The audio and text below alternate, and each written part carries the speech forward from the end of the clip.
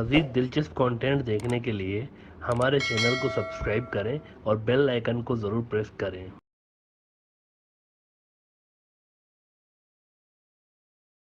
आज से कोई 8 महीने पहले 3 दिसंबर 2020 को ब्रॉडर व्यू में हमने ये बात की थी कि इंडिया और चीन ब्रह्मपुत्र दरिया पर डैम्स बनाए जा रहे हैं और ये बांग्लादेश के लिए बहुत ही ख़राब न्यूज़ हो सकती है। एपिसोड नंबर था 185 और ये 8 महीने पहले ही हमने प्रिडिक्ट कर दिया था कि ये मसाला ख़राब हो सकता है आगे। इसीलिए बांग्लादेश को अभी से ही सॉल्यूशंस की ज़रूरत है, अभी से ही इस पे काम करने की ज़रूरत है। ये चीज़ हमने इस बिना पे कही थी क्योंकि इंडिया और चीन की जंग में पानी एज अ वेपन यूज़ होगा। 100% ये बात गारंटी के साथ हम कह सकते हैं कि पानी एज अ वेपन यूज़ होगा, क्योंकि चीन के पास एक मैसिव एडवांटेज है जो कि एशिया के किसी और मुल्क के पास नहीं है, और वो ये है कि चीन के पास तिब्बत है। तिब्बत एशिया का वाटर टैंक। अमेरिका की नज़रें भी इधर इसीलिए गड़ी हुई हैं क्योंकि जो तिब्बत को कंट्रोल करेगा एशिया के तकरीबन तमाम मुल्कों का पानी कंट्रोल करेगा। इसीलिए तिब्बत को एशिया का वाटर टैंक भी कहा जाता है। साउथ एशिया के अक्सर मुल्कों के दरिया including India, Pakistan, Bangladesh, Nepal, Myanmar, नाम ले लें आप, सबके जो मेन दरिया हैं इनका पानी तिब्बत से आ रहा होता है। तो पानी चीन के पास एक वेपन है जो कि चीन इस्तेमाल कर सकता है इंडिया के साथ जंग की सूरत में।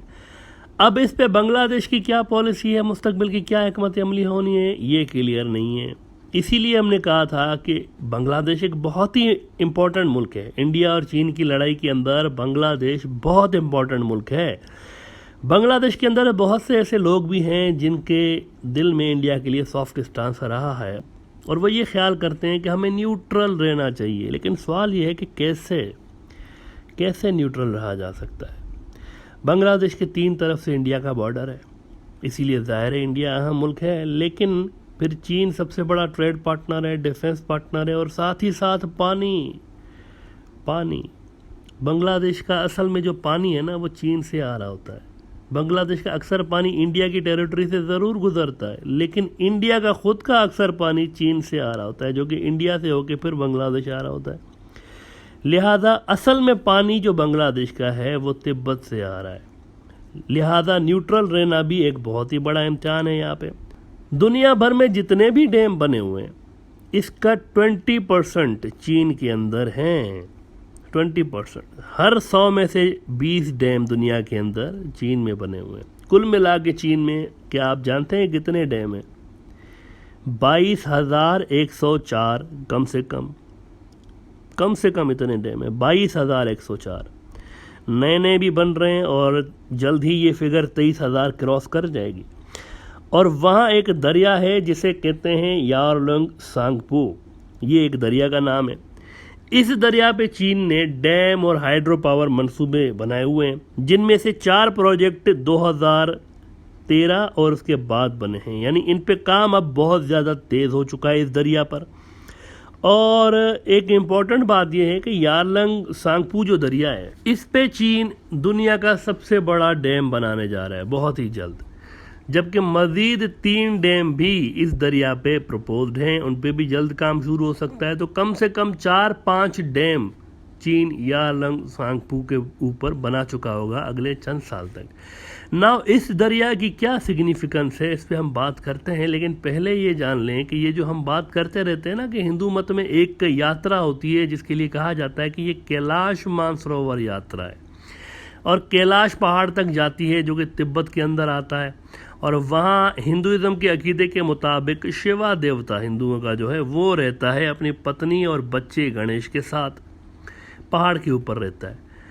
और अब ये यात्रा बंद है, इंडिया और चीन के बीच जंग की वजह से हालात कशीदा हैं, तो ये यात्रा पिछले 2-3 साल से बंद है। यानी 2019 से यूँ समझें कि ये यात्रा बंद है। और इस जगह यानी जिस जगह को हिंदुज़म में शिवा का घर माना जाता है, कैलाश पहाड़, वहाँ पर चीनी फौजी बैठे हुए हैं, वहाँ पर मिसाइल साइट बन चुकी है। इस जगह की एक और भी सिग्निफिकेंस है यात्रा के अलावा, और वो ये कि यहाँ पे एक मानसरोवर झील है एक मानसरोवर झील वाला इलाका है। यहाँ से, इस झील वाले इलाके से एक दरिया निकलता है जिसको हिंदुइज्म में बहुत ही सिग्निफिकेंस हासिल है मजहबी एतबार से।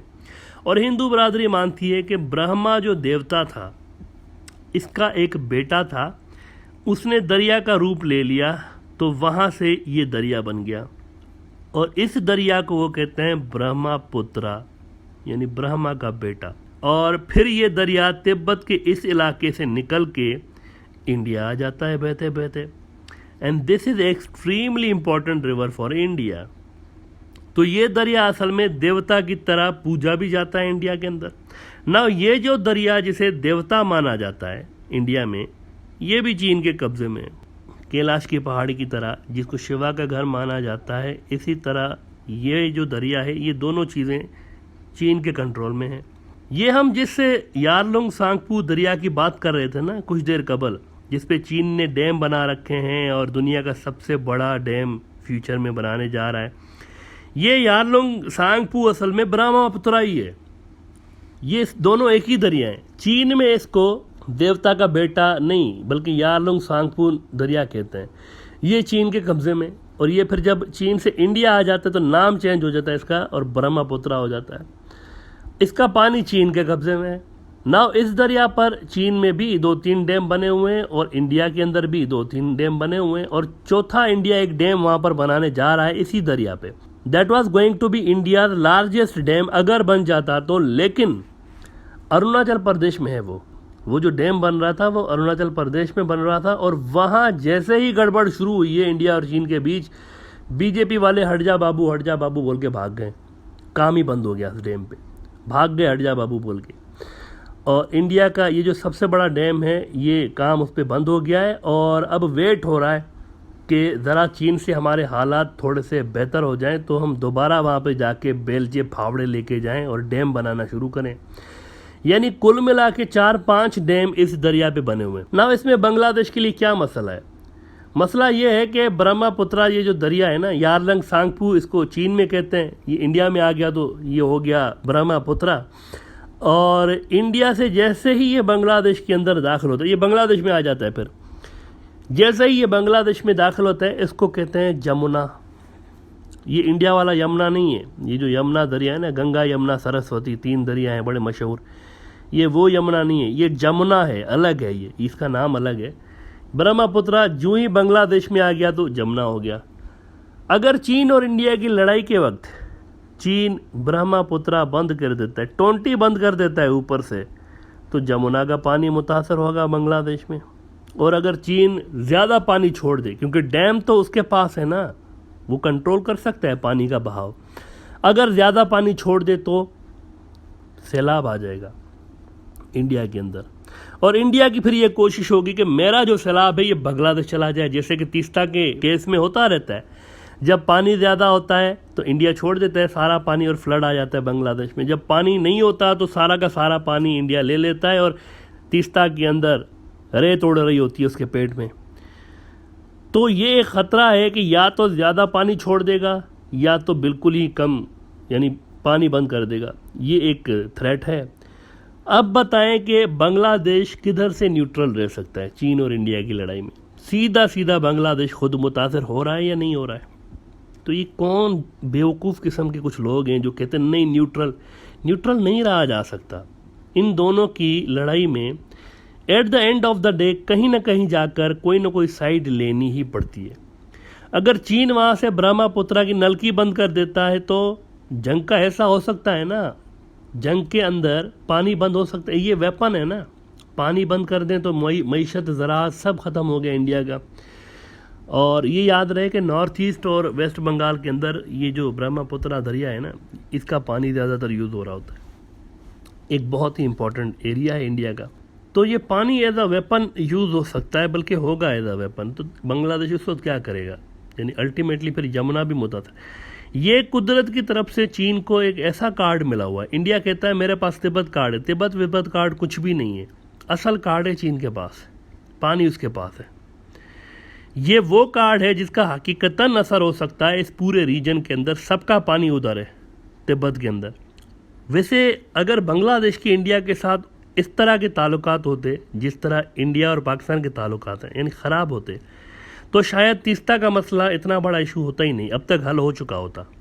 कैसे? अगर तीस्ता का मसला अभी तक अटका हुआ है ना, वो सिर्फ और सिर्फ इसीलिए अटका हुआ है क्योंकि बांग्लादेश की दोस्ती है इंडिया के साथ, और उस दोस्ती में ही इंडिया अनफेयर एडवांटेज हासिल करता रहा है। अगर बांग्लादेश के इंडिया के साथ और चीन के साथ वैसे ही ताल्लुकात होते जैसे पाकिस्तान के हैं, यानी ख़राब रिलेशंस, तो तीस्ता के पानी की चोरी का मसला हल करवाने के लिए ब्रह्मपुत्रा तो बंद नहीं किया जा सकता था, लेकिन ऐसे कितने ही दरिया हैं जो कि तिब्बत से इंडिया आते हैं लेकिन बांग्लादेश नहीं आते। ऐसे कितने ही छोटे दरिया हैं जो कि तिब्बत से तो इंडिया आते हैं लेकिन बांग्लादेश नहीं आते। गौर करें ना, तीस्ता का इशू हल करने के लिए इनमें से कोई एक ज़रूरी मेंटेनेंस के लिए बंद किया जा सकता था ना। कोई एक दरिया जानबूझ के नहीं, ऐसा ही बस ज़रूरी मेंटेनेंस के लिए बंद है, काम हो रहा है वहाँ पे, तो दरिया बंद है, हो सकते थे ना।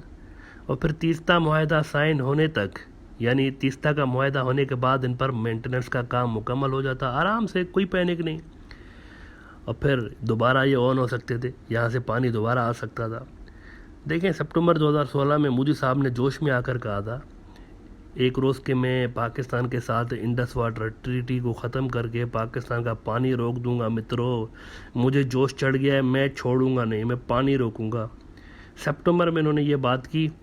अगले महीने अक्टूबर 2016 में चीन ने ज़रूरी मेंटेनेंस के लिए ब्रह्मपुत्रा का नलका बंद कर दिया था, लेकिन फिर खोल भी दिया था।